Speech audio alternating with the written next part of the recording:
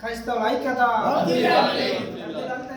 ఐక్యత వర్ధిల్లాలి వర్ధిల్లాలి క్రైస్తవ ఐక్యత వర్ధిల్లాలి వర్ధిల్లాలి క్రైస్తవ ఐక్యత వర్ధిల్లాలి వర్ధిల్లాలి క్రైస్తవ ఐక్యత వర్ధిల్లాలి వర్ధిల్లాలి క్రైస్తవ ఐక్యత వర్ధిల్లాలి వర్ధిల్లాలి క్రైస్తవ ఐక్యత. సర్కిల్ ఉన్న 4 మండలాల క్రైస్తవ సమాజమునకు ప్రభువైన యేసుక్రీస్తు నామములో వందనాలు. ఎల్లారెడ్డిపేట, ముస్తాబాద్, వీర్నపల్లి, గమరపేటలో ఉన్న క్రైస్తవులందరూ మరి ఉమ్మడి కరీంనగర్ జిల్లా పాస్టర్ ఫెలోషిప్ ఆధ్వర్యంలో దళిత క్రైస్తవుల హక్కుల అవగాహన సదస్సు అనేది రేపటి దినాన 12వ తారీఖు నాడు కరీంనగర్లో జరుగుతూ ఉండగా దానికి మరి గెస్ట్గా గౌరవనీయులు శ్రీ పద్మశ్రీ మందకృష్ణ మాదేవ్ గారు వస్తున్నారు. కాబట్టి మన 4 మండలాల నుంచి అదే రీతిగా రాజన్న సిరిసిల్ల జిల్లాల నుంచి ప్రతి ఒక్క క్రైస్తవులందరూ తరలి రేపటి దినాన ఆ యొక్క సభను విజయవంతంగా జరిపించవలసిందిగా రాజన్న సిరిసిల్ల జిల్లా పాస్టర్ ఫెలోషిప్ ప్రధాన కార్యదర్శిగా మిమ్మల్ని అందరినీ ఆహ్వానిస్తున్నాను. Thank you. జరగబోతున్నటువంటి దళిత క్రైస్తవుల అవగాహన సదస్సు కొరకు మరి రాజన్న సిరిసిల్లలోని 13 మండలాల క్రైస్తవ సమాజమును అలాగే ఎంఆర్పిఎస్ తదితర ప్రజలందరూ కూడా అధిక సంఖ్యలో పాల్గొని మరి యొక్క సభను విజయవంతం చేయాల్సిందిగా మరి రాజన్న సిరిసిల్ల ఉపాధ్యక్షులైన నేను దీన్ని ఈ సందర్భంగా కోరుతున్నాను. ఇది క్రైస్తవుల న్యాయం కొరకు చేస్తున్నటువంటి ఐక్యతగా పోరాటం కనుక అందరూ కలిసి రావాలని నేను ప్రేమతో మనవి చేస్తున్నాను.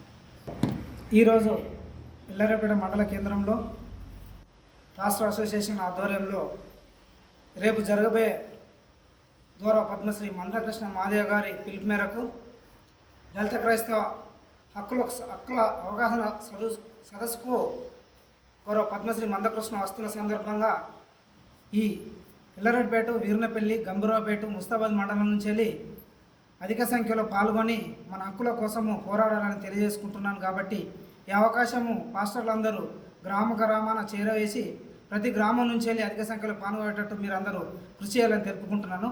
జై మాదిగా, జై మందకృష్ణ మాదిగా. నా పేరు ఎర్రందరి భిక్షపతి మాదిగా. ఎల్లారెడ్డిపేట మండల సర్కిల్లో సంబంధించినటువంటి పాస్టర్ అసోసియేషన్ ఆధ్వర్యంలో అట్లాగే ఎంఆర్పిఎస్, ఎంఎస్వి అనుబంధ సంఘాల నాయకత్వం పాల్గొని ఈ సమావేశంలో ఏదైతే దళిత క్రైస్తవులకు మతం మారిందని వాళ్ళకు కులం వర్తించదు, సర్టిఫికేట్ వర్తించదని చెప్పేసి మనం సుప్రీంకోర్టు ఇచ్చిన తీర్పును అనుగుణంగా దాన్ని ఖండిస్తూ వ్యతిరేకిస్తూ భారత రాజ్యాంగం ఇచ్చినటువంటి ఇక్కడ మరి ఆ హక్కును కాలరాసే అధికారం ఎవరికి లేదనేది మరి మొట్టమొదటిసారి ఆ తీర్పు వచ్చిన తర్వాత పద్మశ్రీ గౌరవ మందకృష్ణ మాదేవ్ గారు మాట్లాడడం జరిగింది. ఇప్పటి వరకు క్రైస్తవుల దళితుల ఓట్లు కావచ్చు, క్రైస్తవుల ఓట్లు కావచ్చు, ఏ పెంచుకున్న రాజకీయ నాయకులు ఎవరు కూడా దానికి జవాబుగా ఇప్పటి వరకు సుప్రీంకోర్టుకు చెప్పలేకపోయారు.